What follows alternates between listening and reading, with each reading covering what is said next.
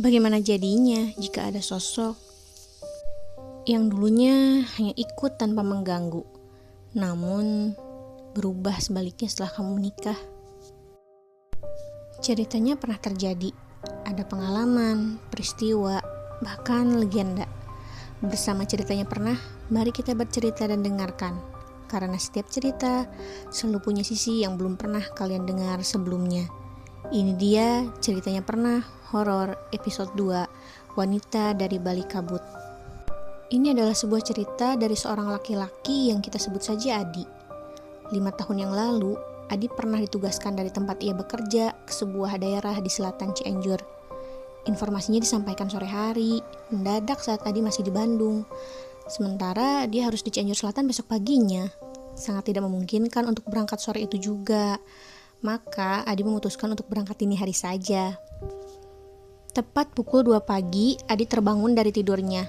Jika berangkat terlalu siang, Adi khawatir akan terlambat. Jadi dia segera bergegas untuk bersiap dan menempuh perjalanan dari Bandung ke Cianjur Selatan menggunakan motornya. Jalurnya dari Bandung adalah ke Ciwidey, lalu ke Rancabali, Cipelah, Pagelaran, lalu berakhir di selatan Cianjur di sebuah desa. Adi sebenarnya terbiasa bepergian dini hari, tapi jalur yang dia lewati hari itu sangat berbeda dari biasanya. Selepas Ciwidey, jalurnya didominasi oleh perkebunan, hutan, dan perkampungan dengan rumah-rumah yang masih jarang sekali. Perjalanan awalnya lancar-lancar saja sampai ke sebuah pertigaan di Rancabali menuju Cipelah. Tapi suasananya sepi sekali. Tidak ada kendaraan lain yang lewat. Lalu Adi berhenti sebentar di sebuah masjid kecil, menunggu siapa tahu ada kendaraan lain yang searah dengannya. Tapi ternyata tidak ada. Akhirnya Adi melanjutkan lagi perjalanan. Dia melintasi Cipelah jam 3 pagi dan itu sudah memasuki area hutan. Tidak ada pemukiman di sekitar sana. Adi memacu motor dengan kecepatan sedang. Kabutnya cukup tebal, itu cukup membatasi jarak pandangnya. Dari balik kabut, samar-samar Adi melihat kilatan cahaya yang berpindah-pindah dari pohon ke pohon. Hingga di sebuah tikungan, Adi mendengar seseorang. Suaranya saja sih, sangat dekat seperti di samping telinga. Padahal dia sedang lewat daerah yang tidak ada pemukimannya sama sekali. Dan juga tidak ada kendaraan lain atau orang lain yang melintas. Adi kemudian menghentikan sebentar kendaraannya sambil menoleh ke segala arah. Sadar suara itu berasal dari sumber yang tidak diketahui, Adi berusaha mengalihkan pikirannya dan melajukan lagi motornya. Adi sampai di Cianjur Selatan pukul 6 pagi. Syukurnya dia tidak terlambat. Waktu itu daerah tempat ia ditugaskan mengalami longsor, sehingga ia harus membantu untuk memperbaiki kendala kelistrikan di sana. Ada banyak kabel listrik yang putus setimpa pohon tumbang. Adi tidak sendiri, dia bekerja dengan timnya. Perbaikannya berlangsung cukup lama, sampai 3 hari. Suatu siang, ketika sedang istirahat, Adi baru saja selesai sholat zuhur di sebuah surau di perkampungan. Ketika sedang mengenakan kembali sepatunya di teras surau, seorang nenek tiba-tiba duduk di sebelahnya. Ujang teh dari mana? Nenek itu bicara dengan bahasa Sunda. Ujang adalah sebutan untuk laki-laki yang lebih muda. Dari Bandung, Mak, jawab Adi. Lain kali, usahakan jangan pergi malam-malam atau dini hari sendirian ya, kata nenek tiba-tiba. Adi kaget. Bagaimana nenek bisa tahu kalau dia sempat melakukan perjalanan sendirian dini hari? Lalu nenek berpesan, ada yang ikut Ujang, seorang perempuan, tapi tidak mengganggu, hanya ikut saja. Sampai Bandung nanti bersihkan ya Jang.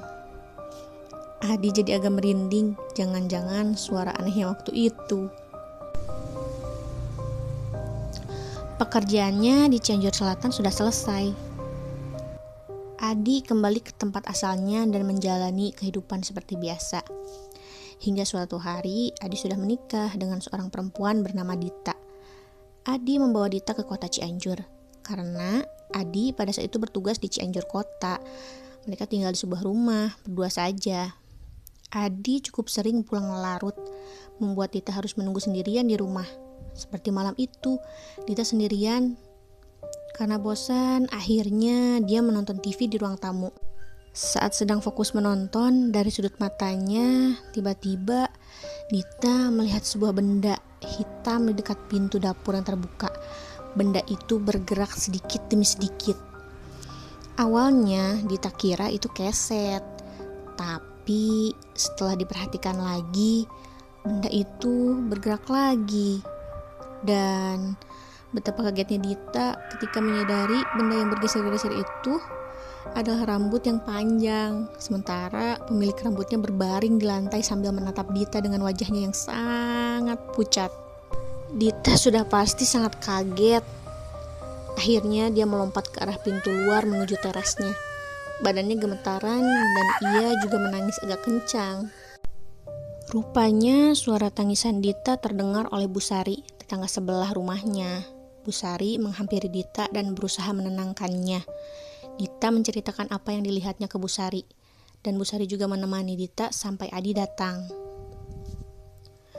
Adi, Teh Ditanya jangan sering ditinggal sendiri ya, apalagi malam-malam. Sebelum pulang, Bu Sari berpesan. Dita sudah mulai tenang. Tidak lama kemudian mereka tidur, dan dalam tidurnya Dita bermimpi.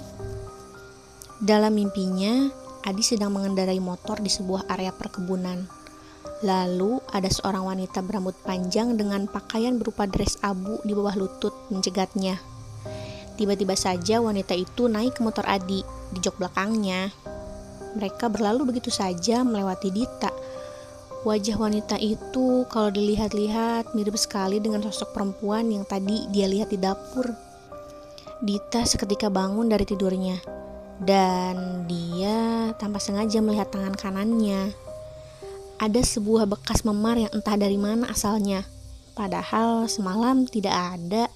Dia juga tidak merasa terantuk sesuatu. Itu adalah gangguan pertama yang dialami oleh Dita selama menikah dengan Adi. Beberapa hari kemudian, Adi dan Dita pulang ke Bandung, ke rumah orang tua Adi. Ketika sedang mengobrol, Mama Adi tiba-tiba menceritakan mimpinya. Dan mimpi yang ia ceritakan sama persis seperti mimpi yang Dita alami malam itu. Melihat seorang perempuan mencegat motor Adi. Dan lebih mengejutkannya lagi, Yuni, adiknya Adi, beberapa hari yang lalu dia sempat demam. Di tengah malam, Yuni terbangun dari tidurnya. Di sudut kamarnya yang samar terkena cahaya dari luar, dia melihat sosok wanita berdiri menatapnya. Tapi lama-kelamaan sosok itu perlahan memudar dan menghilang. Ciri-cirinya sama persis seperti yang dilihat oleh Dita dan yang ada di dalam mimpinya Mama Adi. Mama Adi yang merasa khawatir karena kejadian itu pergi menemui seorang ustadz untuk berkonsultasi perihal apa yang dialami oleh mereka. Ustadz itu bilang bahwa wanita yang mereka lihat adalah satu sosok yang sama. Dan wanita itu sebenarnya sudah cukup lama mengikuti Adi. Dia tampaknya tidak suka ketika Adi menikah. Maka dari itu, dia jadi bertindak agresif. Tidak sekedar mengikuti Adi saja. Kalau dulu kan hanya mengikuti. Ustadz menyarankan mereka untuk banyak berdoa dan beribadah. Namun berbulan-bulan kemudian, gangguan itu masih terus berlangsung. Baik itu lewat mimpi maupun sekelebat penampakan wanita berdres abu. Untuk disebut sosok yang menyeramkan, penampilannya sebetulnya rapi, bajunya rapi, rambutnya yang panjang juga rapi, wajahnya sebetulnya cantik, hanya saja sangat pucat. Tak lama kemudian, Dita mengandung anak pertama mereka. Dalam mimpi-mimpi berikutnya, Dita kerap melihat perempuan itu menggendong bayi. Beberapa kali juga bayi itu dititipkan pada Dita. Pernah dalam suatu mimpi, Dita membawa bayi yang dititipkan perempuan itu lari ke sebuah kebun. Lalu dia bertemu dengan seorang nenek. Entah siapa sih nenek itu. Tapi nenek itu berkata sambil menunjuk ke suatu arah. "Neng, bawa berobat ke sana ya." Dita berlari ke arah yang ditunjukkan oleh nenek.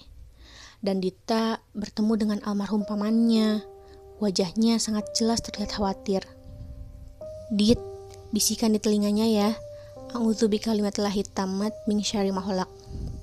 Dita lalu menuruti perkataan mendiang pamannya. Dia membisikkan bacaan itu ke telinga bayi yang dia gendong. Lalu sosok wanita dengan dress abu itu muncul di ujung jalan.